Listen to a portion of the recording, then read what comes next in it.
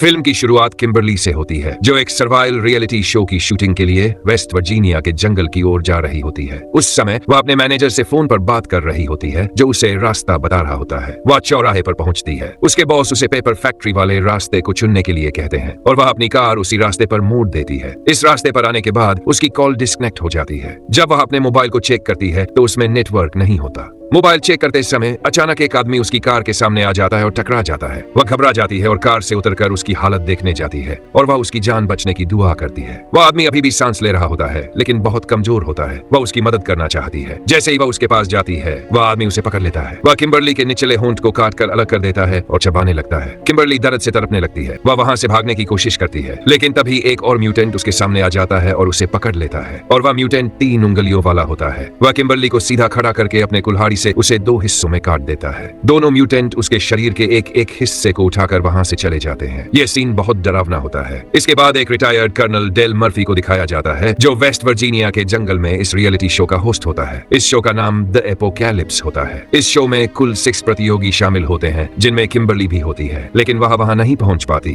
क्योंकि उसे म्यूटेंट्स ने मार दिया होता है। एक लड़का माइकल इस शो को मैनेज कर रहा होता है और वह इस शो का डायरेक्टर भी होता है। सभी शूटिंग के लिए तैयार होते हैं, लेकिन किम्बरली अब भी वहां नहीं पहुंची होती। माइकल फैसला करता है कि वे उसके बिना ही शूटिंग शुरू करेंगे और वह शो की दूसरी प्रोड्यूसर मारा से इस शो की 6ठी प्रतियोगी बनने की रिक्वेस्ट करता है, जिसे वह मान जाती है। वे पूरे जंगल में कैमरे लगाते हैं ताकि सभी प्रतियोगियों पर नजर रख सके। वे हर प्रतियोगी पर एक कैमरा भी फिक्स कर देते हैं। फिर शूटिंग शुरू होती है। डेल सभी को जंगल में खाना ढूंढने का अजीब टास्क देता है। वह 6 प्रतियोगियों को अलग अलग टीमों में बांट देता है। सभी नियम बताने के बाद शो शुरू हो जाता है। आरवी में लगे कैमरे की फुटेज में हम नील को देखते हैं, जो उस समय टॉयलेट कर रहा होता है। तभी 3 उंगलियों वाला म्यूटेंट अचानक पीछे से आकर उसे पकड़ लेता है और वह उसकी गर्दन काटकर उसे मार देता है। इसके बाद हम डेल को देखते हैं, जो जंगल में शो की सेटिंग कर रहा होता है। जब वह अपनी गाड़ी के पास लौटता है तो देखता है कि उसके टायर में तीर घुसा हुआ होता है और वह पंचर हो चुका होता है। इसके बाद कोई उस पर तीर भी चलाने लगता है। वह खुद को बचाने के लिए पेड़ों के पीछे छिप जाता है। तभी उसके सामने 3 उंगलियों वाला म्यूटेंट आता है और उस पर कुल्हाड़ी फेंकता है। डेल किसी तरह खुद को बचा लेता है और वह अपनी चाकू निकालकर 3 उंगलियों वाले म्यूटेंट की ओर फेंकता है। चाकू सीधा उसके सीने में लगती है, लेकिन उस पर कोई असर नहीं होता।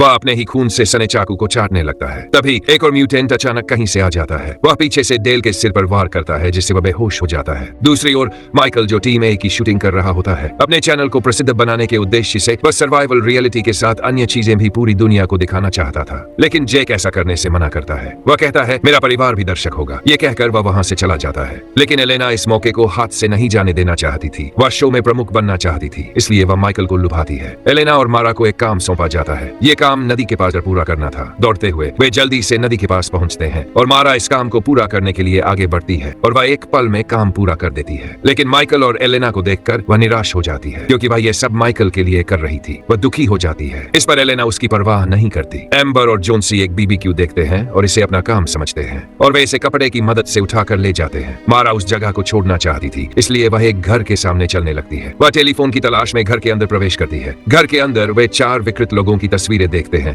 जिनमें पापा, मामा, माँ, बहन और भाई शामिल होते हैं। वे बहुत ही खतरनाक म्यूटेंट थे। जैसे ही वे इन तस्वीरों को देख रहे होते हैं, कोई चिल्लाते हुए अंदर आता है और वे एक झलक में छिपकर देखते हैं। वहाँ माँ और बहन होती है। माँ को डिलीवरी का दर्द हो रहा होता है। बहन उसे टेबल पर लिटा देती है और वह एक बच्चे को जन्म देती है। वह बच्चा बहुत ही भयानक होता है। एलेना और मारा उन्हें देख रही होती है। तभी बहन उनकी ओर देख लेती है। वह उन पर हमला करने ही वाली होती है कि वे दरवाजा बंद कर लेते हैं। बिस्तर का सहारा लेकर वे उसे जोर से बंद कर देते हैं, लेकिन बाहर बहन दरवाजे पर जोर जोर से वार कर रही होती है। सभी खिड़कियां मजबूती से बंद होती हैं। वे कोई रास्ता न पाकर परेशान हो जाते हैं। उन्हें समझ नहीं आता कि अब क्या करें, इसलिए उन्हें टॉयलेट के छेद से बाहर आना पड़ता है। वे तेजी से अपनी जान बचाने के लिए भाग रहे होते हैं, लेकिन उन्हें देखकर पापा कुल्हाड़ी फेंकता है, जो मारा के सिर में लग जाती है। एलेना वहां रुककर उसे बचाने की कोशिश नहीं करती और भाग जाती है। वहां पहुंचकर पापा मारा के सिर से कुल्हाड़ी निकालता है और एलेना का पीछा करता है। एलेना वहां छिप जाती है और अपनी जान बचाने की भरपूर कोशिश करती है। दूसरी ओर माँ पापा को ट्रक से लेने आती है और उसने मारा को ट्रक पर बांध रखा होता है। अपने उंगली को चबाकर वह उसे फेंक देती है और वह उंगली ठीक एलेना के पास गिरती है। नीना चुप रहने की कोशिश करती है और अपने हाथ से अपना मुंह बंद कर लेती है। जैसे ही वे नरभक्षी वहां से चले जाते हैं, एलेना भी वहां से भाग निकलती है।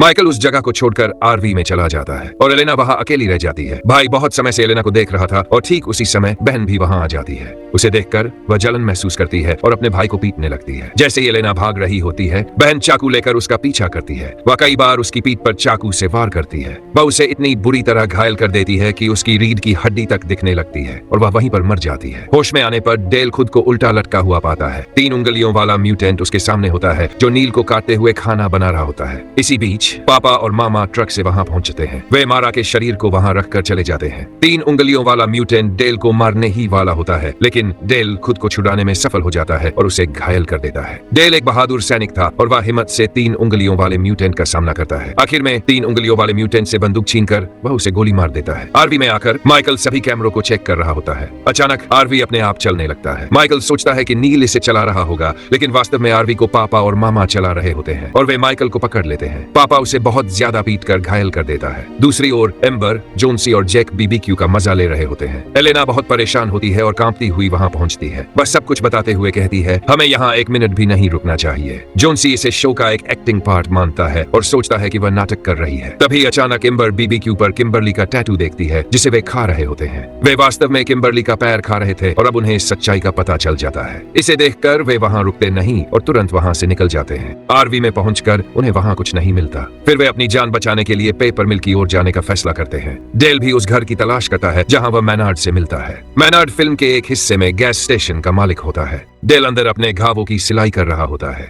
मैनार्ड उसे म्यूटेंट्स के बारे में बताता है। वह बताता है कि ये म्यूटेंट्स इन ब्रीडिंग और पेपर मिल के केमिकल वेस्ट का नतीजा है, क्योंकि उसे पता था कि डेल ने 3 फिंगर को मार दिया है। वह उस पर हमला करता है, ये दावा करते हुए कि 3 फिंगर उसका बेटा था। डेल वहां रखे डायनामाइट को उठा लेता है और उसे मैनार्ड के साथ छुआ देता है। एक बड़ा विस्फोट होता है और मैनार्ड छोटे छोटे टुकड़ों में बिखर जाता है। इसके बाद डेल खुद को म्यूटेंट्स के साथ लड़ाई के लिए तैयार करता है और सभी हथियार इकट्ठा करता है। वे चारों मिलकर उस मिल की तलाश कर रहे होते हैं। तभी वे जंगल से चीखने की आवाज सुनते हैं। ये भाई और बहन होते हैं जो उन्हें देखकर उनका पीछा कर रहे होते हैं। नीना फिर से खुद की चिंता करते हुए उन्हें छोड़कर भाग जाती है। वे तीनों उनका सामना करते हैं और लड़ाई के बाद वहां से बच निकलते हैं। भागते समय नीना एक गड्ढे में गिर जाती है। वह बाहर निकलने की कोशिश करती है लेकिन वहां फंस जाती है। नीना खुद गर्ज थी, वह सबको पीछे छोड़कर भाग गई थी। इसके बावजूद जैक उसे खोजने का फैसला करता है। वह एम्बर और जोन्सी को मिल की ओर भेज देता है और कहता है कि हम वहां मिलेंगे। वह खुद नीना की तलाश में जाता है। जैसे ही उसे नीना की चीख सुनाई देती है, वह उसकी मदद के लिए दौड़ता है। खोजते हुए वह उसे सफलतापूर्वक बचा लेता है, लेकिन उसका कंधा टूट जाता है। तभी उन्हें ट्रक के आने की आवाज सुनाई देती है, इसलिए वे दौड़ते हैं। भागते भागते वे एक खाई के किनारे पहुंच जाते हैं। नीचे एक नदी होती है। बहन जल्द ही वहां पहुंच जाती है और उन पर गोली चलाने लगती है। उनके पास बचने का कोई और रास्ता नहीं होता, इसलिए वे नदी में कूद जाते हैं। एम्बर और जोन्सी भाग रहे होते हैं और जोन्सी एक जाल में फंस जाता है। उसे बचाने की कोशिश में एम्बर भी फंस जाती है। उसी समय पापा और मामा भी वहां पहुंच जाते हैं। पापा उन पर निशाना लगाता है लेकिन भाई को मौका देता है। भाई अपनी पहली ही वार में जोन्सी को मार देता है। नीना और जैक बड़ी मेहनत से मिल तक पहुंचते हैं। उन्हें एक अलमारी में एक छोटी बच्ची का कंकाल मिलता है और इसे देखकर नीना डर जाती है। वह सोचती है कि यह छोटी बच्ची म्यूटेंट्स से छिपने के लिए यहाँ आई होगी और इंतजार करते करते उसकी मौत हो गई। डर के मारे नीना वहां से जाने लगती है, लेकिन जैक उसे रोक लेता है और वह कहता है कि जोन्सी और एम्बर जल्द ही यहाँ पहुंचने वाले हैं, हमें उनका इंतजार करना चाहिए। वे पीड़ितों की ढेर सारी गाड़ियों को देखते हैं। वहीं उनकी आरवी भी होती है जहां माइकल की लगातार चीखने की आवाज आ रही होती है। वे दोनों उसकी जान बचाने के लिए आगे बढ़ते हैं। जैसे ही जैक अंदर जाता है, वह माइकल का लाइव वीडियो देखता है और मामा निर्दयता से उसकी हत्या कर देती है। तब जैक को एहसास होता है कि यह उनके लिए एक जाल है, लेकिन तब तक बहुत देर हो चुकी थी। वे दोनों भी पकड़ लिए जाते हैं। होश में आने पर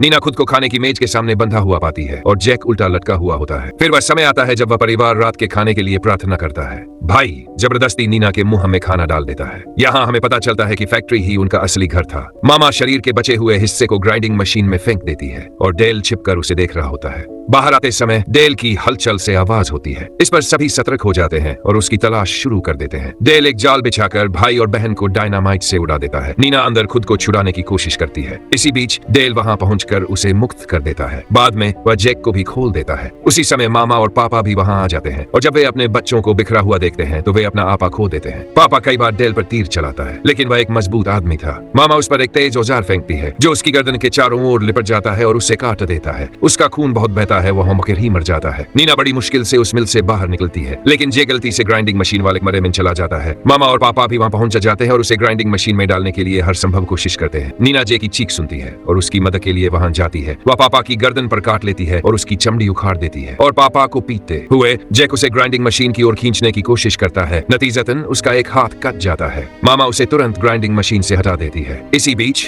नीना एक लीवर खींचती है और एक चलता हुआ लकड़ी का लट्ठा उन्हें टकराकर ग्राइंडिंग मशीन में फेंक देता है। नतीजतन वे सबसे छोटे टुकड़ों में कुचल जाते हैं। नीना और जैक अपनी कार में बैठते हैं और वहां से निकल जाते हैं। अंतिम दृश्य में यह खुलासा होता है कि थ्री फिंगर अभी भी जिंदा है। वह मारा की उंगली को एक विकृत बच्चे को भोजन के रूप में परोसता है और इसी के साथ फिल्म समाप्त हो जाती है।